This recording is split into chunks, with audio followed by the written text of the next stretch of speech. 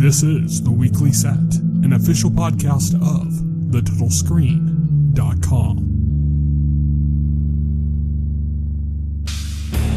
I wish I was the monster you think I am. You have come here to beseech me? Can't ask for your soul. Madness can be a medicine for the modern world.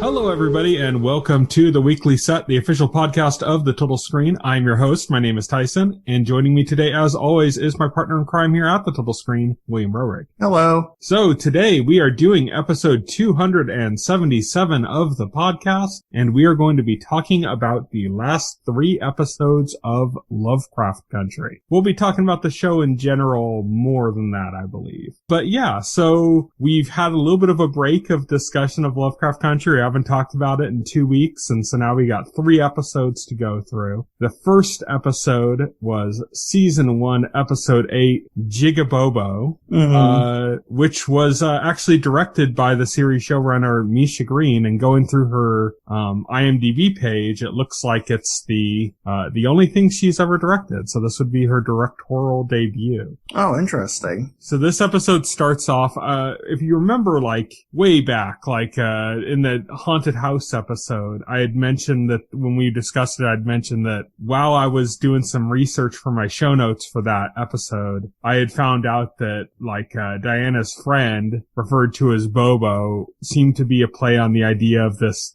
boy that was lynched in real life for apparently flirting with a white woman. That turned out to, like, the white woman even denied that story, saying that didn't even happen. He was just lynched, a young man. And we talked about like how it was like interesting that they fed that in, and we didn't know if it was going to go anywhere. Well, this episode starts, it's gone somewhere. It starts with that death having occurred. Yes.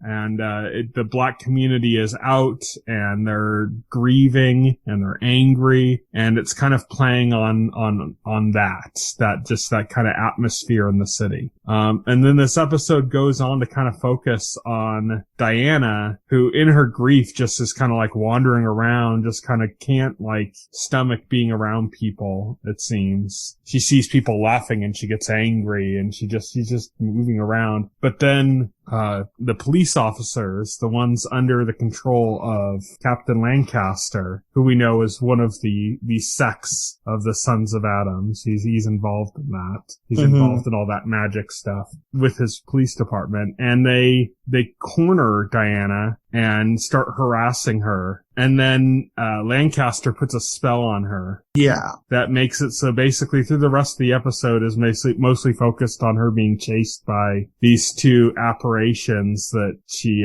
witnessed from a cover of a book, basically chasing her around and stuff, and they're coming to get her. What did you think of this episode? This episode was pretty creepy with I guess like, because once Dee gets the curse put on her, you see like, I don't know what's supposed to be called, but these race or like these images of like these creepy girls, like, yeah, I just called them apparitions. That was the best term I could come up with. Apparitions, I guess, following her around. Of course, like only she can see them because it's the curse. Yeah, I thought that was pretty damn creepy. See, I'll differ on that just because I thought they didn't do it well. Like, I think that the girls themselves, they picked girls that were like, I guess, double jointed or flexible, and that made like all their movements really creepy. It's kind of an old TV trick. Like, there was an episode of, I think, like The Flash that had a contortionist on it that made like the movements really creepy too. But what made this not work for me was that they hammed it up too much. And I don't mean the girls' performance. I mean, like, in the direction, like, they're particularly towards the end, there was the one moment when she was like in the store and basically letting them in. And then the last one, it showed her from outside the store, like outside of Diana's perspective, which already kind of makes it not make sense because it's all supposed to be from her perspective only. And then like the apparition like turned to the camera and like winked. Oh yeah. I'm like, that was like the worst of it, but there were other things throughout it that were where like they were hamming it up and it right, was like, that part threw me because like we didn't need that kind of fourth wall break. yeah, exactly. So there was that stuff throughout it. I mean, that was the most egregious, but there was like lots of hamming it up with those two, like the way they were dancing around and stuff. Like they would stop and they would like, you know, instead of continuing to chase her while doing that, they'd like stop and do something for the camera. So it was just kind of like, okay, this is just like a mother taking like home video of her daughters acting creepy and joking around or something at this point, you know? It's like, oh, look at, isn't that adorable? Look at how creepy she looks or something, instead of actually being creepy, you know? So right. I kind of had that was kind of my reaction to that episode. I wasn't really into it that much. I was into more the beginning and just kind of like the grief and the outrage that was going through everybody that was there. Right. And then of course, outside of the Diana storyline, the whole thing about Tig and Montrose finally kind of having a moment where they were able to. Yeah, that was nice. Address that. Like, I thought that was strong. Those were like the bits that I thought were strong in the episode. Right. Yeah, I agree with that. I think the bits, my favorite bits in the episode were the bits with like Dee, and I loved one of the best scenes is when she goes into the police station, I guess, and she like tells off the police like chief and like the other guys in the room. She like basically just tells them off. Like, that is awesome. Mm-hmm. Like it's like she reaches a point where she just does not give a shit. Yeah. And I love that. And then like I said, yeah, the part with like Tick and Montrose was great. And I thought the D storyline was good. I wasn't like so enamored about everything else, but yeah, so that was pretty much the majority of the content there. Oh, I guess we could say that we also had Letitia Letty was trying to convince Christina to give protection to Atticus. Yeah, and she refused, even for the pages, because obviously, I mean, giving Atticus protection would go against Christina's plan. I gotta be honest, I got to a point where like I was kind of tired of Christina and that whole storyline. Mm-hmm. I just thought to me like it ended up being the weakest part of the series to me. I just stopped caring about Christina or anything happening with her because she's not that interesting of a villain. Well, they're trying to make her an imposing villain and at the same time make you kind of feel some kind of sympathy for her. They're trying to do like both at the same time, and it's not really working. Yeah, it's not working. It's not working because I could see that. Like, I know they're like trying to make you feel some sympathy because like she's a woman and she has to deal with like, you know, misogyny, but like she's still like this very extremely privileged, you know, white woman who's like her only like the only thing she can't have is like the love of her father and like access to her family's magic. And to me, like, that's not that sympathetic, especially when you're just like running around being an asshole to everybody else. If like, her end goal, if her spell that she needed Atticus's blood for was something a bit more, or not more, a bit less selfish than just fucking immortality for herself. Yeah. If it was something that was like more like her solution to helping the world or something, or her solution to some other issue that's big. If it was like something that was like noble, or in her mind noble, then it would work. Kind of like Thanos, where like, sure, Thanos wants to kill half the universe, but you know, he sees an issue that he wants to solve, and he thinks it's for the greater good. Her solution is pure selfishness. Yeah, it's and pure that makes selfish. it like you can't really relate to her and feel sorry for her because of that. Right. I don't give a shit if she's immortal. Like, that's the thing. It's like, just give up the immortality thing. She keeps going on like how she feels tortured about, you know, killing Tick because it's the last member, it's the last person she actually has in her family, and she's sympathetic to the plight of colored people and all this, and it's like, you're just gonna fucking murder this guy. You're gonna murder this guy to give yourself immortality. Yeah. I don't even think she ever like explained why she needs immortality in the first place. Like, well, I mean, it's immortality, I guess. Other than she just wants it, even if she has to live forever, even if she has to murder people for it. They do put on the idea that part of it is that she just just kind of wants to prove herself in a sense that, Right. like, her father wasn't able to achieve it and Titus wasn't able to achieve it. So she'd be the first person as a woman to achieve it. So they kind of did that, but it's like, at a certain point, it's like, yeah, but if achieving your thing means like killing the last family you have left and ruining all of these lives, then it's like, you can't really feel sympathetic for that person because it's purely selfish. Right, exactly. So yeah, I couldn't really relate to Christina's story. But anyways, what ended up happening with that is that, she offered that protection to Letty. She wouldn't, Yes. she wouldn't give it to Atticus, but she'd give it to Letty. And so Letty was kind of like, no. And then as Christina was walking out, kind of changed her mind. And so gave her protection. Basically the same symbol that we'd see on like William's chest, except it was like smaller and on like Letty's like stomach. So I don't know why the difference, but that's just how it showed up. But yeah, so that's pretty much Jigabobo. I'm trying to think if there's anything else in that episode worth mentioning, but don't We really can go think on of to the next episode. Rewind I think it's called 1921. Yeah. Yeah. So this episode, I have a hard time even remembering really the beginning. I know. I think Hippolyta comes back in the beginning. Well, Diana's sick, I know, and they can't find Hippolyta yet. That's why they used like Montrose's blood. Yeah. To save her. The Hippolyta coming back thing felt weird to me. Like, I felt like I missed something. Cause it was like. Well, she just pops up out of nowhere. Yeah, like they're like, and then they're like on the mission to like get to go back in time to do this thing. It just kind of happens abruptly. Yeah, it does. It does. It's kind of like, it feels like they're rushing the plot along a little bit because they're getting to the end of the series of the show. Yeah. Like season 1. So they're rushing the plot. It feels like they're rushing the plot a little bit at this point. So yeah, she does seem to pop up out of nowhere instead of like, like I guess like them showing her like arriving or whatever.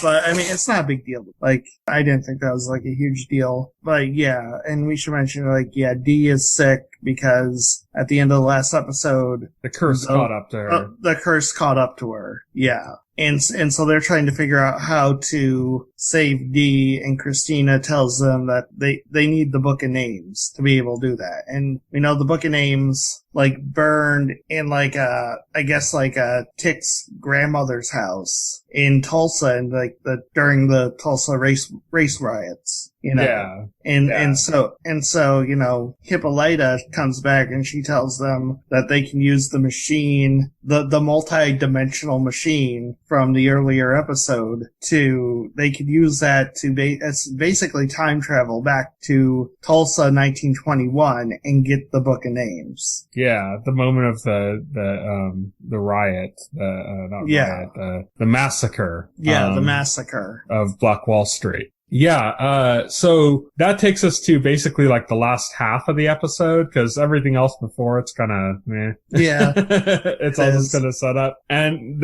what ends up happening in the last half is that they end up jumping into the past. It's Montrose, Tick and Letty, and they go back to 1921 in Tulsa. And this is kind of just like, I don't know, I guess HBO is now the Black Wall Street Massacre channel. Well, I mean, we had 2 shows that covered it, and it's fine. It needs to be. It's something that's kind of hidden from history for a while. It needs to be something that's more well known and remembered. So, like, But it's both times it's through like genre shows too. It's like it's kind of funny, just that they put it in 2 genre shows. Like, you'd think that like our first understanding of this massacre would come more from the form of like a big like mini series or something that's more like straightforward and serious about this event. But we got our first kind of reckoning with it in Watchmen, and our second one in Lovecraft Country. Right. I thought this whole sequence, this whole bit was pretty good, but like, it's impossible not to compare it to the amazing opening scene of Watchmen with the whole Tulsa massacre, which I don't think it played off as well as that. But I mean, there were some good character drama moments in it, particularly having to do with Montrose. I think he kind of faced his demons a lot in this, Yeah. This was definitely like a Montrose-centric episode. Yeah. As much as anything. Because this is like Montrose was a key character in those events that happened. He was there when that stuff happened. So this is like Montrose's childhood, and he's facing that. Like out of like all three of them, like Letty and Tick, he was the one that was most nervous to step through the portal and go on that journey because he lived trauma. Yeah. Yeah. It made his story kind of interesting because you finally got to get kind of that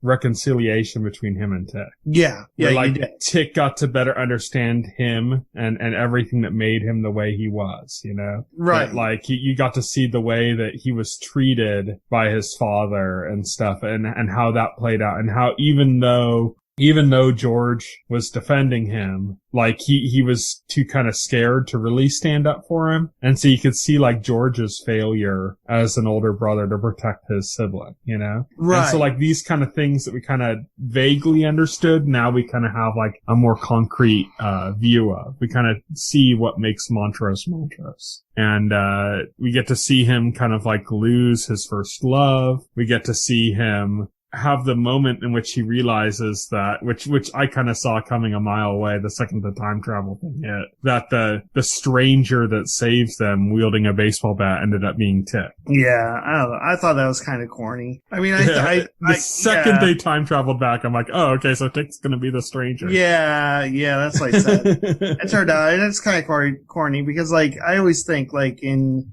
time travel, like, stories where, like, they have some significant event happen. You know, sometimes it's like a real life event, and they have, like, the time traveler turns out to be, like, pivotal to that event or having caused that event to happen. I always think it's, like, corny. I'm just like, come on. I'm okay with that. It's just that it was too obvious. Right. And I think that, I think it would have been maybe more interesting if maybe like Tick was going to do it. Like Tick was sure that he was going to be the one to be the stranger and had come to that realization sooner, and then maybe like wasn't able to do it, and then Montrose ended up doing it or something. I think something like that would have made it a better scene, you know? Right. Cause then it would be like Montrose literally like saving himself and his brother and stuff, you know, and it would have kind of more of an impact in that moment. But then that would have been cool. Because Montrose faced his monsters in this episode, but he only did it by like facing them by like watching them really, you know? That would have been cool, but then you invite questions about, oh my god, like, you know, like, oh, if you meet yourself in the past, does the universe kind of explode? So it's like, I never bought into that anyways, you know? So like that sci-fi trope I never bought into anyway. So it's like, I always thought I think that would have worked better than Tick. Right. Just because it would have meant Montrose was protecting himself. And that's the thing they did in this episode was it was Montrose facing his monsters and kind of us seeing what, you know, made Montrose Montrose, and Tick seeing that as well, importantly. Yeah, right. But Montrose took really no action in doing anything about it, you know? He had no means of like actually facing off against his monsters. He faced his monsters, but he didn't face off against them, you know? And so I think if he had been the one, then at least it would have been like a triumphant moment for his character. Whereas with Tick doing it, I don't think it really meant anything. Uh-huh. So, I don't know. That's what I think. But basically, that's going on. Meanwhile, Letty is like trying to get the book from Tick's mother's family, and she ends up in their house, basically being saved by them when the massacre starts, when the riots start of it all, when they don't even really know the full extent of what's happening. They just know some white guys were chasing her down the street, and there might be some violence coming. They don't really understand what's going on. Letty knows, and so she's kind of having to deal with like not betraying her emotions or like not showing them that, you know, this is much worse than they think it is, because she can't save them, obviously. That would change history. Right. But she's with Tick's like mother's, like her whole family basically, and she's trying to get the book, but at the same time they're in this crisis mode. So she's trying to find a way to do it, and I think it's Tick's mother's like grandmother or like great aunt or something. I think it's a great aunt that is kind of a little suspicious of Letitia, and so when Letitia makes her move for the book, she has to kind of reveal the truth of the situation situation to her. And, yeah, I mean, pretty horrifying scene of her, like, you know, basically Letitia's got her invulnerability, so she can just literally hold the book and stay in the house as it burns down around her. Right, right. But she's doing so while holding on to, like, Tick's, like, great aunt, I believe. Yes. And as she's, like, literally burning alive. Yeah, and again, like that's horrific to witness. Great effects work. Yeah. This show does have some great effects. It's HBO, man. Yeah. Yeah, and you know, they have the great scene afterwards where she's like walking down the street and it's just walking like right through fire and stuff, just like no problem. And she's just at that point, nothing's like phasing her because she just went through like such a traumatic experience. She's just heading back so that they can get out of there. Montrose is kind of like waxing philosophic about his whole town burning down as he's watching it from a large, you know, open room in a high building, and just kind of watching his whole neighborhood burn down from like a different perspective than he had seen it before. Right. And they finally get back, but, you know, not before for some reason Hippolyta's hair turns blue. But they got the book. Yeah, they got the book. So they got it in time. That takes us to the series finale, or season finale. I guess there's going to be another season, which is Full Circle. And this episode just kind of sets up the inevitable. It sets up the conflict between it's Christina and the Freemans. Basically, it attempts to basically like take all the story threads that were going on throughout the season and kind of wrap them up, and also like wrap up any loose threads. Like you get to the end of the episode and you're like, okay, if they're doing season 2, they're starting fresh with a new story, because this story is done. Yeah. Like this looks like a season finale. There's no cliffhanger. Yeah. For a second season. I wonder, because I haven't read the book that this is based on, so I wonder kind of like where this relates to the book. Right. So have they covered the book? Is this the end of the book, and is season 2 going to be like original material? Like what's going on? You know, like yeah, I do not know, because I heard the book is very kind of has like a very like anthology like feel to it, like where we kind of got that in the show where like every couple episodes or something felt like its own story. Like in the book, that really is the case apparently, where it's like, oh, okay, there's this section of the book, there's this section of the book, there's this section of the book, and they're very like segmented, you know, like even more so than in the TV show. So it makes me wonder, like, is there still more? And that's just because the way the book is structured like that we're going to end up just continuing on. Because I mean, it ends not only with the conflict with Christina, but with a pretty definitive turning point in the flow of magic. Yeah, it's pretty I don't know how they can even do a second season with like the big reveal at the end, like the big twist at the end. I don't know how they can realistically do a second season with that, because they can't, because they set it up now, so they can't just bring in another Christina. Yeah. They can't do that. Yeah. I mean, I guess they can have it be about them dealing with the repercussions of what they did, you know? I don't know, like, because they took control, maybe the white magicians around the world were keeping certain monsters in check, and now that's like out. Maybe there's something along those lines. I don't, but that doesn't really sound as compelling. No, it doesn't. It's just me like theorizing what could possibly be an issue, you know? Right. I mean, this basically, to me, this is basically a series finale. Yeah, that's what it feels like. And I mean, they kind of like imply that Tick's dead. Because they wrap up the storylines, and they also like, they tie up any loose ends. And like I said, with the twist, they kind of like write themselves into a corner to where like, you know, you can't have like, you know, it's hard to bring in a new major antagonist. Yeah. I mean, but it's also like, you know, it's implied at the end that like Tick's dead as well. Yeah, it's implied, which they don't know directly say it, which is a little maddening that they just, they won't just kind of give a concrete, you know, but, it's implied heavily that he's dead. Right.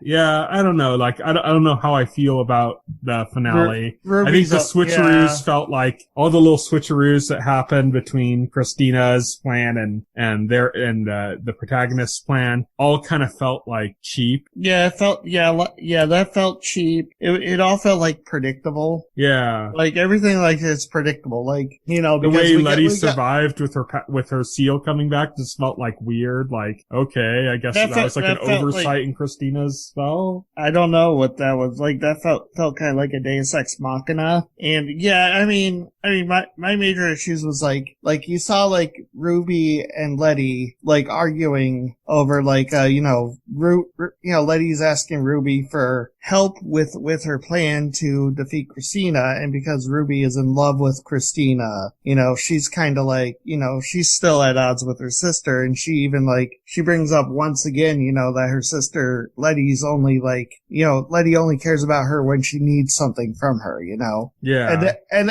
then like the next scene, like Ruby shows up and she's like, oh yeah, I got the, you know, they show the scene between Ruby and Christina, and they show them kissing, right? And then the next scene you see Ruby is like, oh yeah, I got this for you. And it's, you know, immediately, you know, something's off, because it's like, okay, what just changed with the argument from before? I mean, I thought it was going to be Ruby betraying Letitia. Yeah, you knew something was up. Like, so when it turned out to be Christina, like, I was not surprised. I was like, yeah, it's kind of obvious. Kind of obvious something was going on there. Yeah. It was obvious a betrayal was going to happen. It just, we didn't know if it was going to be, like, actually Christina in Ruby's form, or if it was going to be that Ruby had betrayed Letitia. I'm kind of disappointed that it wasn't Ruby betraying Letitia, because, like, not only for dramatic, but that means that Ruby is actually dead. And that's what Christina said, but again, we didn't see anything, so it just it felt kind of vague. It felt frustratingly vague.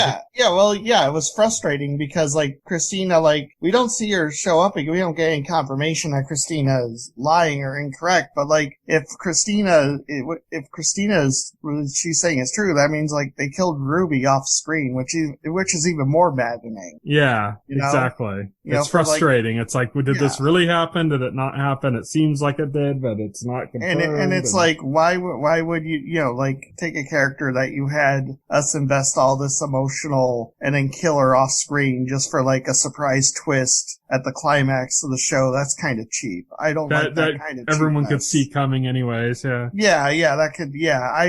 I was not a fan of that. Like, I was like, oh, okay, they killed her off screen. That's kind of bullshit. Talk about not being a fan. What was the point of bringing Diana along for this? And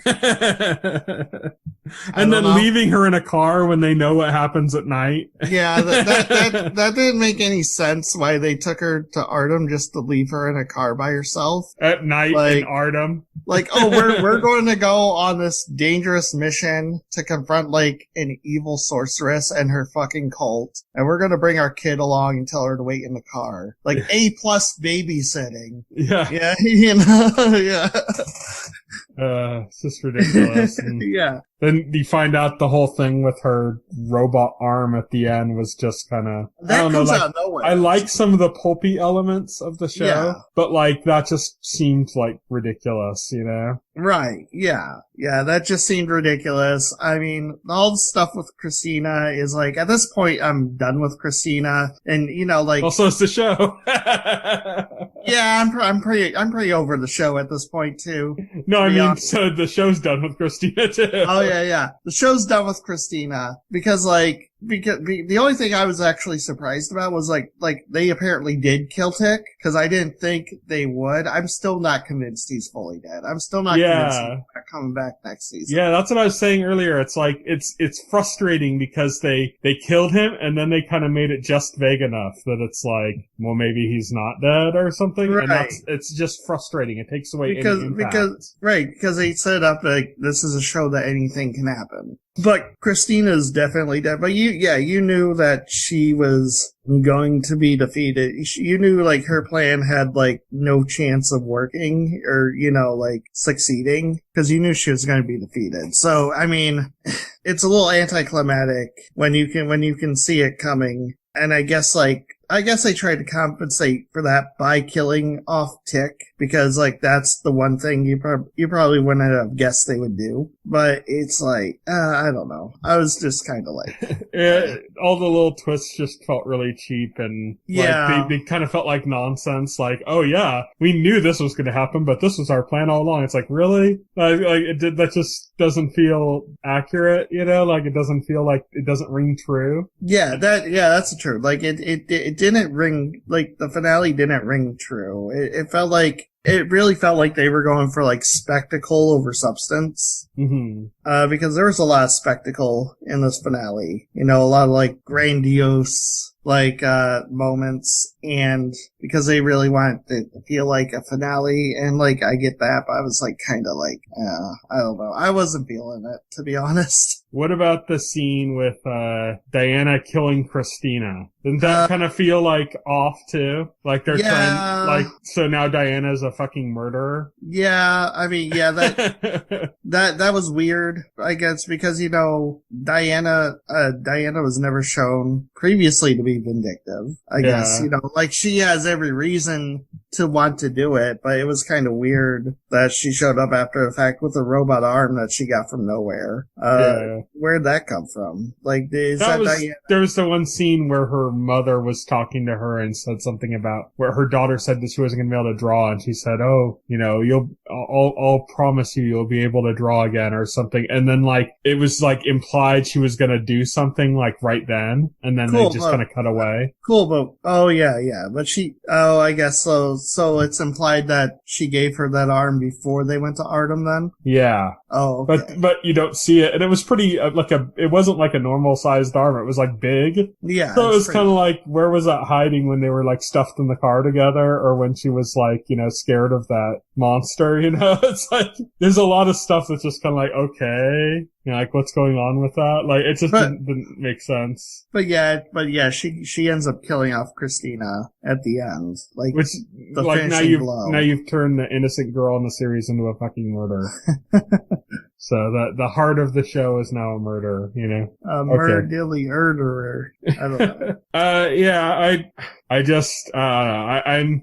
let's just talk about the show in general now. We're past the finale, you know? The episode summaries, yeah. Okay. So here's the thing. I think this show had precisely 2 great episodes. That being the pilot and the episode that took place in Korea. Okay, yeah. I thought those 2 episodes were just genuinely great episodes. Everything else was hit or miss, even within the episodes. So like you'd have a great scene in an episode followed by some stupid bullshit. Right. Yeah, that's my sentiments exactly. Because I thought like the pilot like nailed everything, nailed the tone that they were going for, the kind of vibe that the series was going for. I thought the pilot nailed it. I also thought like the Korea episode was a beautiful episode, you know, going into like, you know, like Tick's past and everything. But also about a wasted character after that, man. Gia was so interesting in that episode. She had nothing, like they tried to give her like a pivotal moment in like the end, but again, that comes off as corny because it's kind of like, oh, you know, if Gia didn't like decide to show up, like what would they have done? So it's kind of like, oh, we got this character here. I guess we should use her for something. Well, it's also that she had so much personality in the Korea episode. Yeah. And then like she was just like some Korean girl after that. Like, no. Well, yeah, she just had no personality from that point. She doesn't really have much to say or do in like the last 2 episodes that she shows up in. Like, she's much more interesting in her own episode. She doesn't even express any of her quirks, nothing. It's just, she's just a plot device. Yeah, which is a shame. Yeah, it's frustrating because they did such a good job of giving her character in that episode, and then it's just gone. Like, just non-existent from that point on. So, yeah, I mean, she's just like, oh, now I'm taking abuse from Tick and being told I'm nothing. Oh, now Tick's telling me that I am something. And this is what family is. And, oh, now I'm, you know, gonna jump in and be a Deus Ex Machina for this one scene. And that's it. That's my role. Yeah, I mean, like that, I think that's a good example of like how uneven the writing is, with this show. Yeah. Because that is the main issue with the show, is like, it's just uneven. It's like you have episodes or entire scenes that are fantastic, and then you get stuff like that's just weak. Yeah. You know? There's also like an adherence in the series to certain like gimmicks that I think sometimes worked and sometimes just felt forced. And to me, that's very like un-HBO to make a format hurt yourself, like to go like, oh, okay, let's do this. That's a cute little clever thing. And then does it make sense here? No, let's just force it anyways. That's very un-HBO, Right. It's not what you'd expect. It's like a lower grade thing that you wouldn't expect to see in an HBO show. And the main thing I'm thinking of here is the use of speeches in like montages or in moments instead of music. Right. And it worked beautifully in the pilot. I think it works pretty good in the second episode with the whole Whitey's on the Moon speech thing. And then for the most part, I think there was like in the finale, I think the finale or the penultimate, there was there was a pretty good one, I think. There was a good one, yeah, about the fire, about taking the fire and using it. Yeah. So that was pretty good. There were like so there were like 2 or 3 good ones, and then throughout the season they just did it like once in every episode basically, and most of them just didn't work at all. Like it just took me out of it. And the one a perfect example of that would be like in the Korean episode, they established this tone that kind of fit like outside of the universe of the rest of the show almost, and that they were gonna like fit that in, and then they forced in a scene with one of the speeches in that, and it didn't work. It just didn't fit. It didn't vibe with the tone of that episode. It was like the one mar on that episode. The one thing marring that episode, was that speech and that thing. It just didn't work. And it's one of those things where it's like that whole like using the speech thing instead of music in certain dramatic events would have been really cool if they had kind of spaced that out more, if they had not done that like once every episode, but instead said, okay, we're going to do that in the first episode. We're going to do that in the second episode. Really, we're going to make the audience wait for a while. And then it's going to come back really cool in like the penultimate episode, and you're going to have like a cool scene. You're going to go, oh yeah, I remember this. This is really cool that they did this. And instead they'd like forced it in every episode. And most of the time it didn't work. It just did not work. Yeah. What did you think about the use of, speaking of like, sound and stuff like that, what did you think about the use of modern music throughout the series? I have mixed feelings about that. Like, sometimes, like, it's cool. Sometimes it's, like, jarring. Yeah. Because it feels so out of place. Yeah, I think you can establish a tone in which you can use modern music out of context like that where it works. And sometimes it's hard to make that work. And I think it worked sometimes in Lovecraft Country and sometimes it didn't. I mean, moving on up, the episode 2 opening with moving on up, that worked. That did work, yeah. That worked. Did work. But like a lot of it didn't. A lot of the music choices didn't feel appropriate.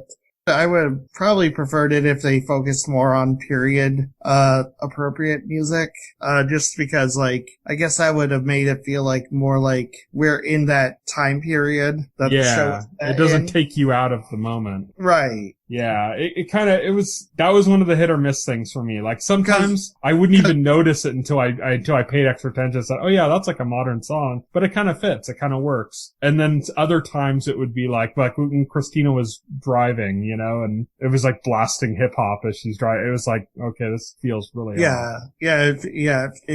Sometimes, there was a few times where it like just took me completely out of the moment and made me aware that I was watching a show. And it's kind of like, it's a bit jarring. I don't, there's some instances where like it worked, they made it fit, but like, I feel like a lot of instances it didn't work that well. Yeah. It felt like they wanted to do something bold, and so they came up with this idea, and they had a few instances where it really worked, like we said, like the episode 2 opening with, moving on up, like that really worked. It was like, okay, it was weird, it was out of place, but it worked. And then a lot of times it just did. Oh, why are you doing this? Like you're forcing something in and it doesn't work. It just does not work. It takes us completely out of the drawing drama, you know? It reminds us that this is a show and not, you know, something that we're actually invested in. Yeah, overall, I think both of us are expressing we had a lot of issues with this series. Yeah. Well, let's wrap up on kind of a positive note. Okay, yeah. What were some things that you really liked about the show? Like, maybe, like, what's the thing that stands out to you as, like, what made this show really good? Okay, the acting, for one thing. The acting was fantastic throughout. Yeah. I felt like all the actors did a fantastic job with their roles. Like Tick, Letty, Montrose, you know. George, when he was on, George, you know, he really worked for the time he was on. Yeah. He died after the second episode. It was pretty devastating because I already liked him so much. Yeah, he made an impression for sure. Yeah, like Ruby, Hippolyte, all the actors just knocked it out of the park. I thought that was like the strongest aspect of the show. Mm-hmm. Was just how well. Also like the character development, like, you know, like as far as like the core cast goes, I thought that was really good. You know, I really got to attach to those characters. You know, like I care about Tick. I didn't want Tick to be dead at the end of the season. You know, same with like all those characters. Like that's why I was so offended when they apparently killed Ruby off screen, because like, you know, I got attached to that character. You know, and I thought that was that was doing her dirty. You know, pretty much. So, those are my big positives. Yeah, they had great, actors in there involved. Yeah, man, the guy who played Tick was just perfect in the role. Montrose, you know, I love that guy from, I don't have the actors' names in front of me, so I'm like just forgetting, but. I know, but like, he's amazing. Yeah, he's been great in pretty much everything he's been in. He was in The Wire, and he played Omar in The Wire, is like the most iconic character in that show. Oh, okay. I still haven't seen The Wire.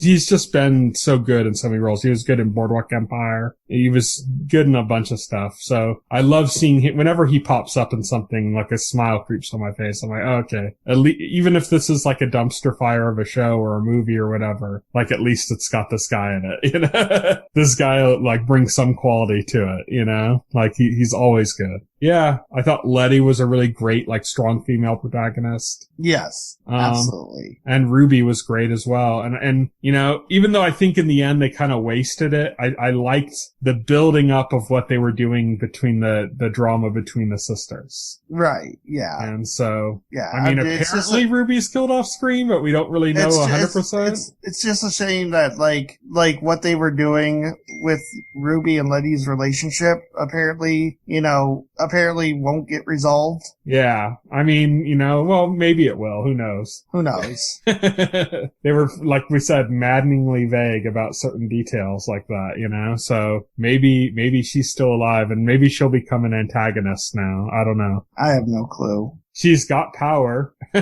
She was apparently with Christina, so if Christina's gone, then she's got access to all of Christina's stuff. Right. Yeah, that's true. So that could be the case, but Christina saying that she killed her, you know, it's like, makes it kind of like, I don't know. Don't know what to believe there. But yeah, definitely I agree with you 100%. It's the cast that made it work. I also think they did a good job production wise, you know, I mean, I like the look of the show. A lot of heavy color grading, just made everything kind of have like a really kind of cool, somewhat unearthly look, you know, to it. Mm-hmm. For sure. But yeah, so that's it for Lovecraft Country. We might talk about it again in season 2. We'll have to see how we feel about it going in. I think, you know, as we've expressed here, we were both kind of let down by it in a sense. Right. It's not a perfect show. I'd say, yeah, it's not a perfect show. I enjoyed it, but you know, it's not my favorite show of the year. Yeah, it's got 2 great episodes, so, at the very least. If you're like, if you don't want to invest in the whole show, just watch the pilot and the Korea episode. Just ignore the rest. Just the pilot and the Korea episode. That's enough. So that's it for Lovecraft Country. All we have left to do is talk about what's coming up in the next couple of weeks. So we are recording this on Monday, October 19th. On Wednesday, the 21st, Blackish, Connors, and the Goldbergs all come back to ABC. Isn't it weird that like we have shows debuting like starting kind of now? instead of like in August and stuff. Like, this is just a case of COVID, you know, this is just COVID delays, but it's weird to have shows coming back, especially like lighthearted comedies. Like, how's that going to turn out, you know? Right. On Friday, October 23rd, Barbarians comes to Netflix, Mirzapur to Prime, Perdita to Netflix, and the Queen's Gambit miniseries to Netflix. On Sunday, October 25th, the Undoing miniseries comes to HBO. Dream Corp LLC and the Eric Andre Show both come to Adult Swim. On Monday, October 26th, Temple comes to Spectrum, and the Creep Show Halloween special airs on Shudder. On Tuesday, October 27th, Blood of Zeus comes to Netflix. This is kind of like a quasi-anime in the vein of like the Castlevania series. It kind of actually looks a lot like the Castlevania series. Mm-hmm. That comes to Netflix. Shots to HBO Max, and This Is Us returns on NBC. On Wednesday, October 28th, American Housewife comes to ABC. On Thursday, October 29th, Deutschland 89 comes to Sundance. On Friday, October 30th, The Mandalorian comes to Disney Plus for season 2. We will be discussing that in the next couple of weeks. The Challenge ETA comes to Prime, Truth Seekers to Prime, and Subera to Netflix. On Sunday, November 1st, Roadkill to PBS. Monday, November 2nd, The Good Doctor to ABC. Wednesday, November 4th, The A-Word to Sundance, Love and Anarchy to Netflix. Thursday, November 5th, Be Positive to CBS. Such a cringeworthy pun there. Mom to CBS and Young Sheldon to CBS as well. Save Me to Peacock and Paranormal to Netflix. On Saturday, November 7th, Gemasuta comes to Adult Swim. On Sunday, November 8th, Moonbase 8 to Showtime. And the 2 NCIS shows, Los Angeles, New Orleans, return to CBS. And lastly, on Monday, November 9th, Industry comes to HBO. So that's it. Next week, we're going to be talking about how COVID has affected the entertainment industry. Shows coming back late, shows that are affected by it, shows that are created around the concept of coronavirus, and shows that got kind of canceled after already being renewed, which is kind of a pretty shitty situation for a few shows that we really liked here. But we'll be talking about a lot of that next week. So, thank you everybody for listening. You can follow me on Twitter. I'm at Tyson Gifford. You can follow Will. He is at Voxel Hero. Check out our Facebook page and our YouTube channel, as well as our site, thetotalscreen.com. You can subscribe to the podcast through any major podcast client like iTunes and Pocket Cast. And the entire backlog of our podcast is available on our YouTube channel. Good night, everybody. Have a good night. If you would like to reach out to us and make a comment, send an email to contact@thetotalscreen.com. Stay tuned to The Total Screen for the very best in genre television.